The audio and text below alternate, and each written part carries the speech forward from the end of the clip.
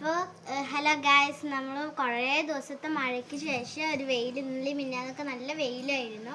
അപ്പം അമ്മയും വലിയമ്മയൊക്കെ കൂടി അരിയും മുളകും മല്ലിയും ഒക്കെ കഴുകിയിട്ട് ഇവിടെ മൊത്തം ഉള്ള സ്ഥലം മൊത്തം അങ്ങനെ ഇതുണ്ടോ, മല്ലി, അരി, ഗോതമ്പ്, അവിടെ മുളക് വരെ കൊണ്ടുപോയിട്ടിട്ടുണ്ട് കേട്ടോ. ഇതിൽ ഉണക്കാൻ വെച്ച മില്ലത്തെ പോലെയാണ് കേട്ടോ അവർ ഇത്രയും സാധനങ്ങൾ അവിടെ മുളക് വരെ കൊണ്ടുപോയിട്ടിട്ടുണ്ട് കേട്ടോ. ഇത്രയും സാധനങ്ങളാണ് കേട്ടോ ഇവിടെ.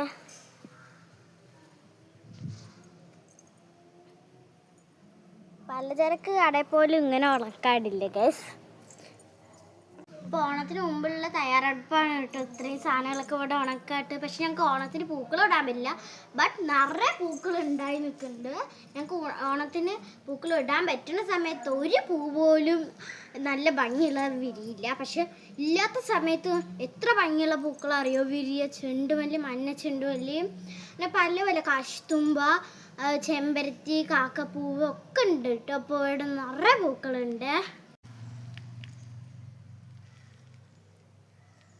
അപ്പം നിങ്ങളുടെ വീട്ടിലും എങ്ങനെയൊക്കെയാണെന്ന് പറയണേ. അപ്പോൾ ബൈ.